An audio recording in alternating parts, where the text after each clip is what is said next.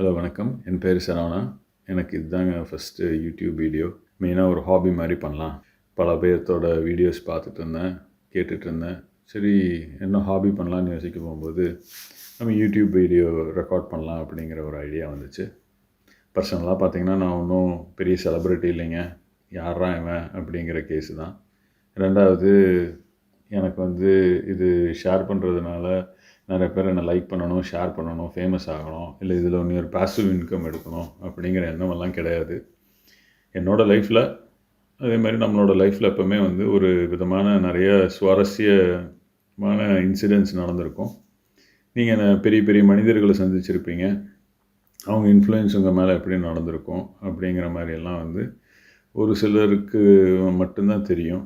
நான் சரி, இந்த மாதிரி ஒரு சின்ன பர்சனல் எக்ஸ்பீரியன்ஸஸ் நிறைய பேர்த்துக்கு ஷேர் பண்ணலான்னு மாதிரி தோணுச்சு. மெயினாக அது கொஞ்சம் உங்களுக்கு கேட்கும்போது ஓகே, இது ஒரு விதமான ஒரு வேறு டைமென்ஷன்லேருந்து நீங்கள் பார்ப்பீங்க, அவ்வளோதான்.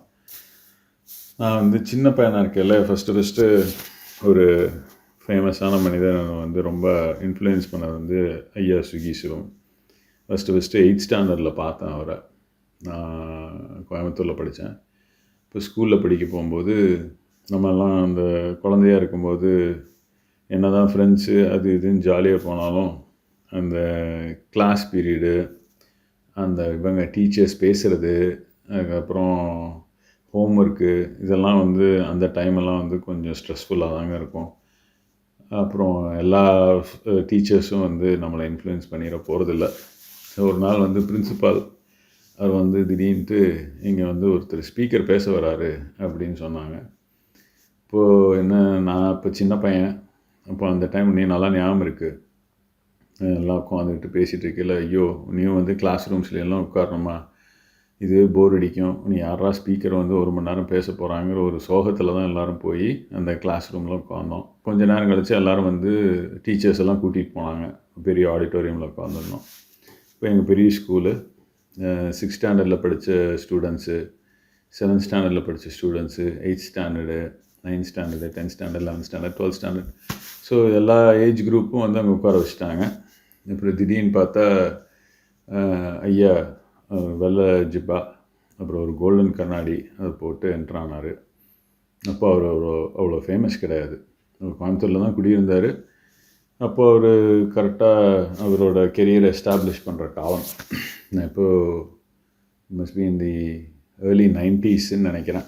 அதனால் அந்த டைம் அப்போது பார்த்தோம். ஸோ இப்போது உங்களுக்கு இவர் பேச போகிறாருன்னொன்னே என்ன கிண்டல் அடிக்கலாம், எப்படி போகுது. ஏன்னா சின்ன பசங்கள்லாம் வெளிப்படையாக அவங்களோட எமோஷன்ஸை வெளியே காமிச்சிருவாங்க. போர் அடிக்குதுன்னா ஃபேஸ்லேயும் தெரிஞ்சிடும். அப்படியே அந்த கை நோண்டுறது, கால் நோண்டுறதெல்லாம் நிறைய மாற ஆரம்பிச்சிடும். அப்போ இவர் பேச வந்தார். பேச வரும்போது அந்த மேடையில் உட்காந்துட்டு, சரி நாங்கள் என்ன இப்படி ஆரம்பிக்க போகிறாரு, தமிழ் புலவர் அப்படி இப்படி நிறைய இன்ட்ரடியூஸ் பண்ணிட்டாங்க. அப்படிங்கும்போது எல்லாம் அப்படியே உட்காந்தோம். ஸோ அவர் ஆரம்பித்த உடனே எங்களுக்கு ஆட்டோமேட்டிக்காக அடுத்த 1 hour அப்படியே எல்லோரும் அவங்கவுங்க சீட்டில் உட்காந்து அவர் பேசுகிறது கேட்டுட்டு இருந்தோம். இதில் என்ன ஒரு அழகுனா, எல்லா டிஃப்ரெண்ட் ஏஜ் மென்டாலிட்டி குரூப் இருந்தாங்க. ஒவ்வொருத்தருக்கும் ஒவ்வொரு மெச்சூரிட்டி. எனக்கு புரியுறது 6th ஸ்டாண்டர்ட் பையனுக்கு புரியாது. எனக்கு சொல்ல வேண்டியது 12th ஸ்டாண்டர்ட் பையனுக்கு வேணால் புரியலாம், பட் எனக்கு புரியாமல் இருக்கும்.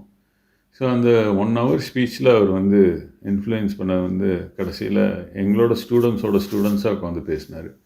இப்போ அவரோட ஸ்பீச்சு, இந்த ஒரேட்ரி ஸ்கில்ஸ் எப்படி இருந்ததுன்னா, நல்லா எப்படி சின்ன பசங்களோட ஒரு ஃப்ரெண்டாக எப்படி உட்காந்து பேசணுமோ அப்படி பேசினார்.